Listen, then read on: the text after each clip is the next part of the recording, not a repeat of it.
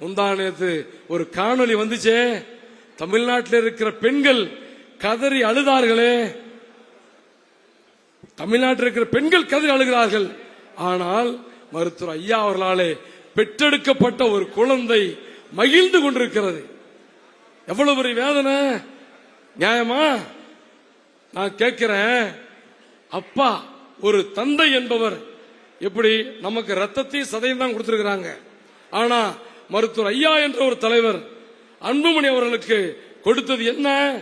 நீ என்ன சாதனை பண்ணியிருக்கிறீர்கள், என்ன தியாகம் செய்திருக்கிறீர்கள், எத்தனை முறை ஜெயிலுக்கு போயிருக்கிறீங்க? 18 முறை சிறைக்கு சென்றிருக்கிறேன், குண்டர் சட்டத்தில் கைது செய்திருக்கிறேன், செய்யப்பட்டிருக்கிறேன். என்ன காரணம்? ஒரே ஒரு அடிதடி கேஸ் உண்டா? ஒரு வம்பு வழக்கு உண்டா? இல்லையே. பல்வேறு வழக்குகளை சிறைக்கு சென்றிருக்கிறோம். ஆனா சிறையே காணாத உங்களுக்கு எத்தனை எத்தனை பதவிகளை வாரி கொடுத்தவர் யார்? யாருக்கு வாரி கொடுத்தா? நம்முடைய மருத்துவர் ஐயா அவர்கள் வாரி கொடுத்தார்கள்.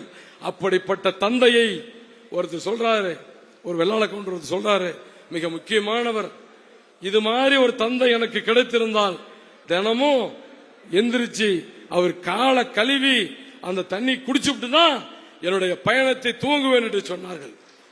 இப்படிப்பட்ட ஒரு தந்தை இந்த உலகத்திலே யாருக்கு கிடைப்பார்? இப்படிப்பட்ட ஒரு தியாகசீலர் இந்த வன்னி இனத்துக்கு கிடைத்தது போல, தமிழ் இனத்துக்கு கிடைத்தது போல, இனி ஒரு எந்த பிறவிலையும் இது மாதிரியான ஒரு தந்தை யாருக்குமே கிடைக்க மாட்டார்கள். அதை இழந்துட்டீங்களே, அதை இழந்துட்டீங்களே.